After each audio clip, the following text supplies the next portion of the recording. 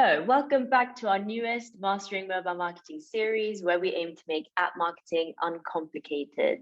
In today's episode, we'll be talking to Iterable's Customer Success Manager, Frankie Hazard, on how to bring user sentiment into your campaigns and improve the customer experience. So, Frankie, thank you so much for joining me today. And to kick it off, would you just mind giving everyone a bit of an introduction to you and Iterable? Thanks so much for having me today.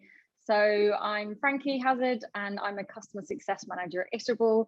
And for those of you who aren't familiar with us, Iterable is a data-driven cross-channel marketing platform, and we work with brands around the world, including Zoopla, Fit, and Strava, to unify their customers' experiences and ensure people are getting the right messages at the right time on the right channel.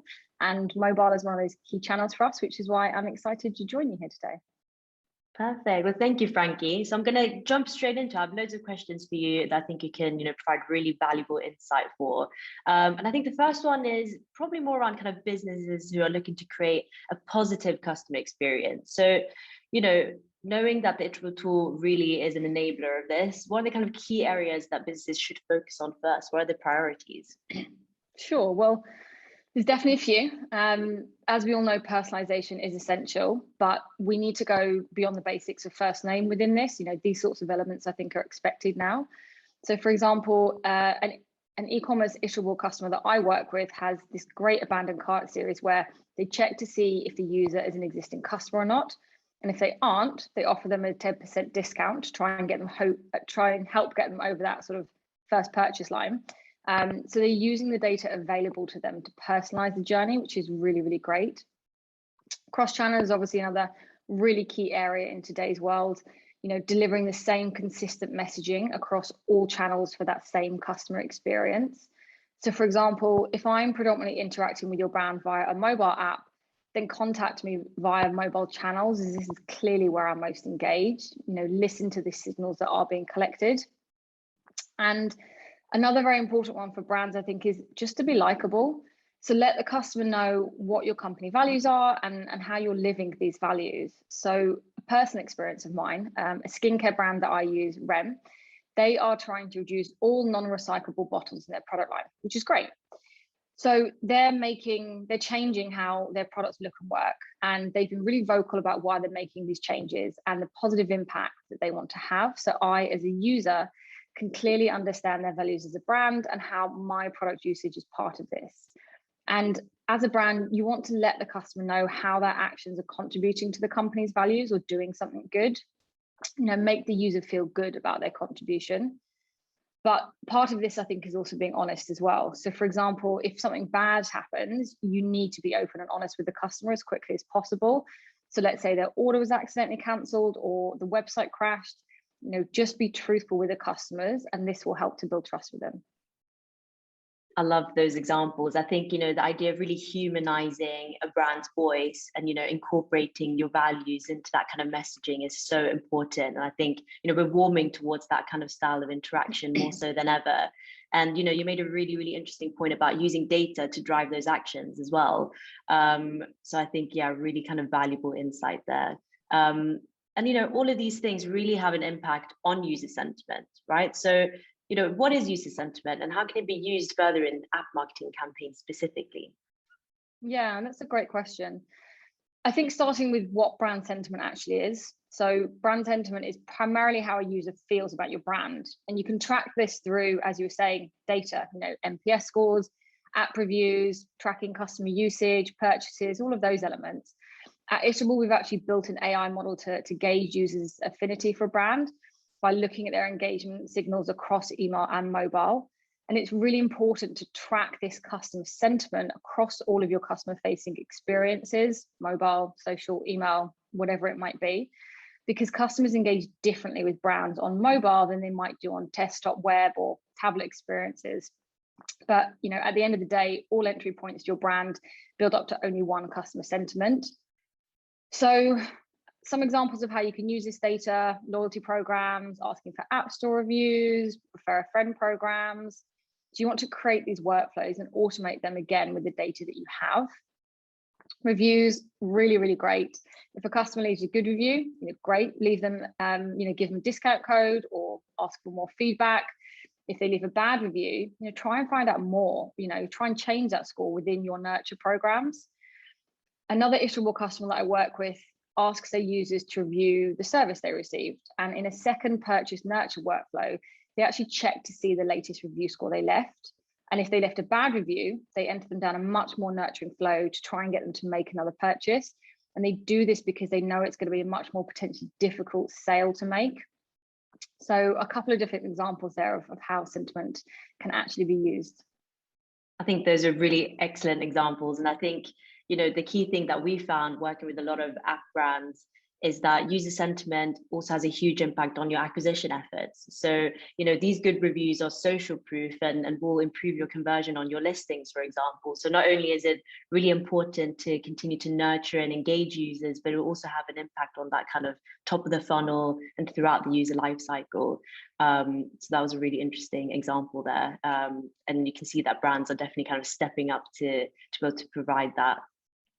So I think, moving on from there, you mentioned a little bit earlier about customer personalization, and that we kind of have to push the boundaries a little bit in terms of personalization, more so than just using a customer's first name. So how can this kind of personalization play a part in successful customer experiences? Do you have any more kind of examples to draw on for that as well? Yeah, definitely. So personalization is only as good as the data you have access to. So any personalization strategy should start with a review of the data that you currently have and an assessment of how hard it would be to pull in additional data points that will elevate that customer experience even further. So firstly, show them that you know them and that you care about them. So another personal experience with that same skincare company I use was that they were sending a 20% off code and they kept emailing me to tell me to use it before it expired, but I'd actually already used it on day one. So really simple things like this can be changed if you're collecting and using the right data. Another iterable customer that I work with is Fastic, who are an intermittent fasting app, and they allow you to track loads of metrics, step count, water intake, fasting time, and things like that.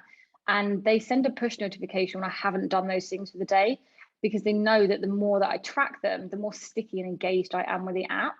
So they're personalizing the journey based on actions I have or haven't taken yet. And the key takeaway here is to personalize the customer journey exactly to their needs and what will help them take the next step in that journey. So another generic example is customers in a free trial period. They need to be treated differently. By paying attention to the behavioral signals, you can identify the more engaged customers and help them to convert. But on the other hand, customers who aren't taking certain actions might need a bit more hand-holding or detail and kind of nurture down those flows. Another customer I work with who are a mobile-first car rental company, they have this great acquisition flow for unregistered users where they check to see if the user has done basic things like using a filter. And if they haven't, again, they send them a push notification to tell and to show them how and why to use these filters to find a car they want. And again, this is great because they know that customers who are using these filters are far more likely to see value and find a car that they're interested in. And all of this is, again, to your point of why it's so important to have access to all of the right data in one place and make it accessible to use. It's so interesting that you've covered three very different brands from very different verticals, but the principles stay the same, right? Understand the data, understand the users, understand the interaction with the product. That's the kind of core foundation. And I think, you're so right. What you're doing from a messaging perspective and an engagement perspective is so key to push users through those acquisition flows and through those kind of engagement flows. So I love that there's that kind of key thread that holds it all together across any business. These are kind of the app marketing fundamentals that I think are so essential. So, moving maybe away a little bit more from the data side of things, we touched a little bit about humanizing the brand through messaging. And, as I mentioned before, there's a lot of importance placed on brand authenticity. So how can you further leverage that brand authenticity in marketing campaigns? Yeah, so I think this is a really important one, like you were saying. Be honest and stand by your values. As I said earlier, why should your customers listen to you and trust what you as a company say and do? You need to show them why. So whatever that story is that your brand is telling, make sure it's consistent across all channels. So if you're a mobile first brand, let the customer know where they can find the detail they need to know, link them to a blog on the website where you're discussing how your company is demonstrating trust with its customers, or remind them to check their emails to find a feedback survey because you actually want to hear their opinion. Iterable actually recently ran a study to find out how marketers have altered their messaging priorities in the past year. And we polled 500 B2C marketers and discovered that 74% said that it's likely their brand will change its consumer trust strategy over the next year, which just shows how much importance brands are putting on authenticity now. And as a mobile first company, sometimes when you download the app as a user, it's not always quick and easy to understand and see a brand's core values and who they are. So you want to make this really easy and accessible to your customers. And I think finally, just be really sensitive to what's going on in the world around your customers. Again, this is where data comes into play to try and accurately know where your customers are. So for example, when there are natural disasters, happening in various parts of the world, be sensitive to what type of messaging you're sending those customers who are based in these locations, because they may not be as receptive to your holiday discount code message when, they have other things on their mind. Ultimately, you want to build a conversation with your customers through social media, mobile, feedback surveys, sharing news, answering questions, whatever it might be. But that conversation is really important to build brand trust and authenticity. Also, that conversation is built on a solid data foundation. So a lot there to think about and digest. Thank you so much, Frankie. Thank you for just offering us all these nuggets of wisdom. I think they're hugely important for especially mobile first brands to just take heed of and to learn from what all these other businesses who are more established are doing, and really work off of that foundation. I think the key things we've covered really are really understanding your data, that focus on brand authenticity, and how to really ensure that you have that positive user sentiment throughout the user journey as well. So thank you so much, Frankie. I really appreciate you taking the time to join me today. And if you have any questions on today's discussions, we're going to include a link below for you to get in contact with the Yodel Mobile growth team. And additionally, if you enjoyed this video, please do like, comment, and subscribe to our channel. Thank you so much. Bye. Thank you.